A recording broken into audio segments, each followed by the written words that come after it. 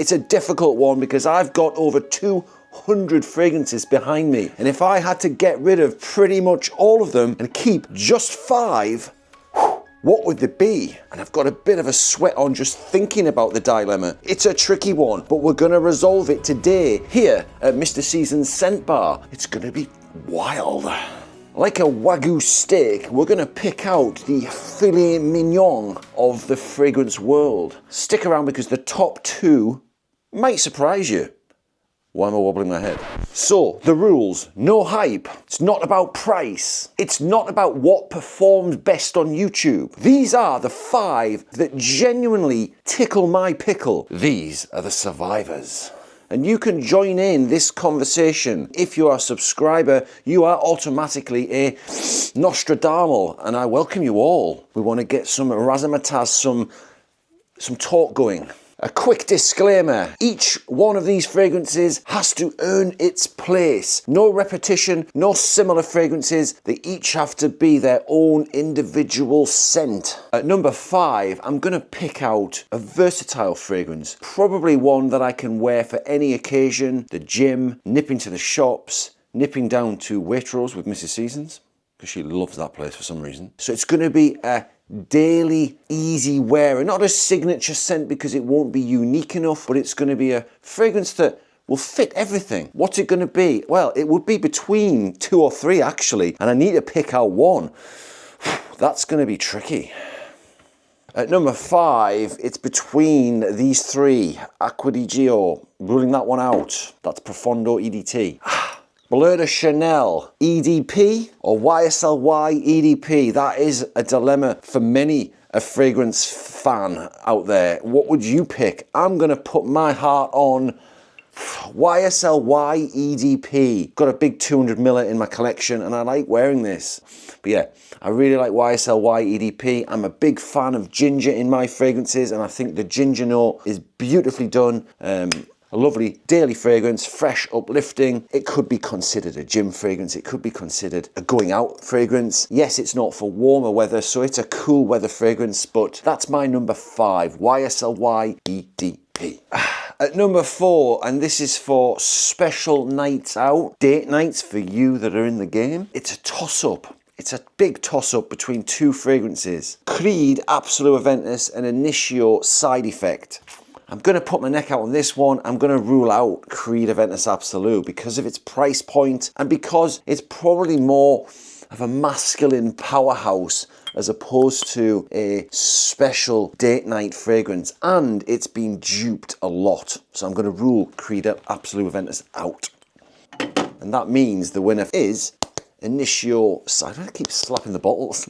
Initio Side Effect. Beautiful tobacco, rum, sort of boozy affair. And beautifully balanced for a date night, a special occasion. It's a warm weather fragrance. That's the only little snag to it. Great performance. It's not a big projector, but it's great for those intimate, cozy nights out, those special events. A really beautiful fragrance, and I would definitely like to keep that in my collection if I could only have 5 fragrances. Okay, at number 3, and I'm in despair because it's such a tough decision, but I'm gonna go for something that I consider relatively fresh-ish and versatile-esque, and not just warm weather, not just cold weather. It's got a good punch of versatility, and it's actually affordable. This is my number 3. Might surprise you. Coral Fantasy by Valentino. And I put a big old dent in that bottle. And I will rebuy this one. I will want to keep this one. Maybe the ones that I want to rebuy is maybe geared towards a separate video altogether. These are the 5 that I would just choose to keep as of now if I could only choose 5 fragrances to rock on with. Valentino Coral Fantasy would definitely be in those 5 right now because it's versatile. Its tobaccos and fruits done really well. The tobacco hint is very gentle, and so is the fruity element. And it's just a well-balanced, aromatic, easy wearer. Will that be my scent of the day today? Moving on. And by the way, I was going to pick Nishani Wulong Cha X, but with the performance, I ruled it out. Mrs. Seasons loves that stuff, by the way. Oh, crikey. And you know what? I think I've made a few mistakes already because there's a couple I've missed out, which I'm regretting. I might have to give them special mention at the end because I can't fit them all in.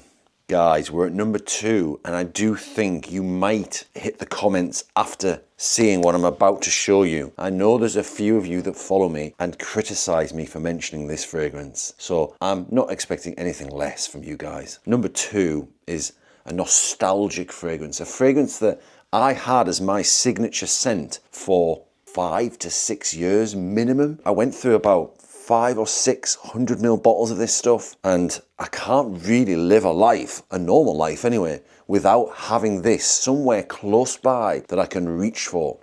And it is Sauvage EDT. It has to be the EDT. That peppery, light uplifting, easy wearing, clean smelling, monster fragrance. Yes, okay, the performance is cooked. We know that. It's not a beast mode projector. It's not a beast mode fragrance. It's not meant to be.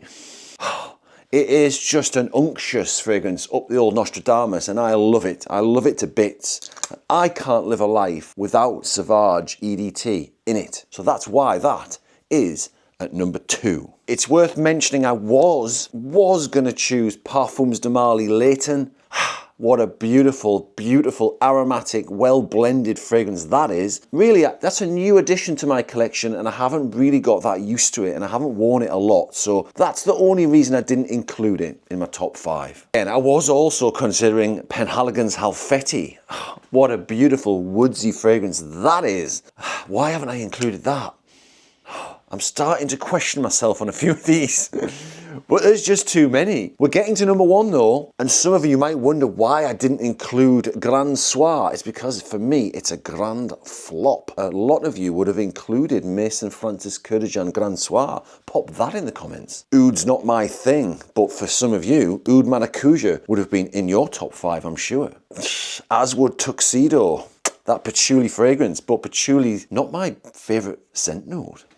Okay, we're at number 1. However, and this is a big dilemma. I've made a big mistake. So there is going to be a bonus fragrance, a number 6. It's not in the title. It's not been mentioned up until now, but there is going to have to be one more taken with me. But we're going to get to number 1. Right, here it is. This is a fragrance that I think is a fragrance lover's fragrance. You can't not like this fragrance. In fact, to be perfectly honest, I made a bit of a mess up because I recommended this to a family member and they now wear this. And it's kind of stole my thunder. And I don't wear this as much now as I was, purely because, well, 1, the atomizer's a bit broken and there's a big dent in it and I'm worried that I'm going to run out, but I could always pick it up again. However, this has macerated really well. And that's another reason why this is my number 1 fragrance to take with me if I could only choose 5 fragrances out of my entire collection. It is Xerjoff Naxos. I'm sure they lace this with something they're not supposed to lace it with because it's addictive.